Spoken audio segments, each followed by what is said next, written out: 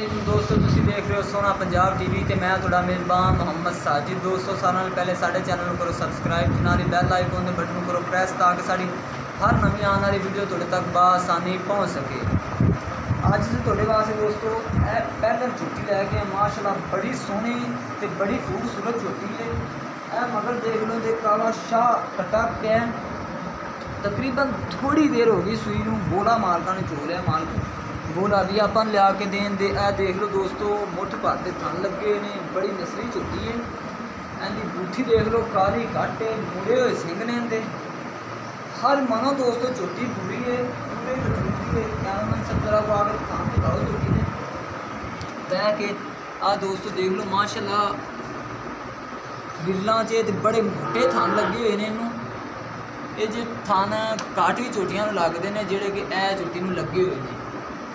बकायदा मालक भी अपने कोल पहुँचने वाले ने ते बाकी मालकां नाल गल करने हैं झोटी की।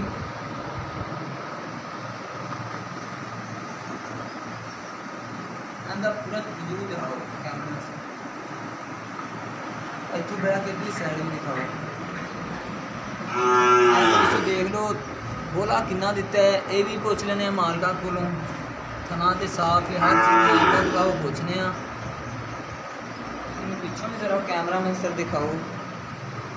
तकरीबन दोस्तों थोड़ी देर हो गई है झोटी नूं चोई हुई नूं।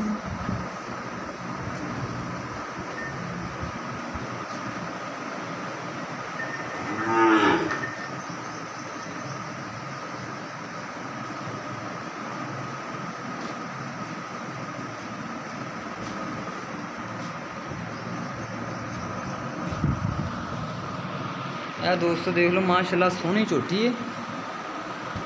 कीमत आप पूछ लेने किन्नी है। इनके मगर कट्टा खला है। आ जाओ सर अगे आ जाओ। दोस्तों मालक का कहना भी ए बोला दिता है, बनाया भी असी बिचों कहते ने कढ़िया भी है। ठीक हो गया। इधर अगे आ जाओ भाईजान। इनू सूई नूं कितनी देर हो गई है?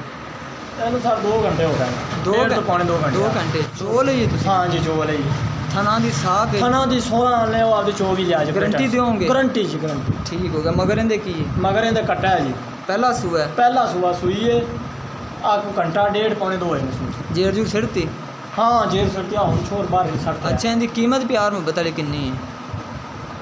प्यार मुहब्बत वाली झोटी आप 2 दी देंगे। 2 लाख दी? 2 लाख। तो इनके कोई प्यार मुहब्बत की करना यार? नहीं थोड़ा बड़ा तो कर लिया जो। चलो कुछ 2 ना दे आ जाए। ठीक हो गया।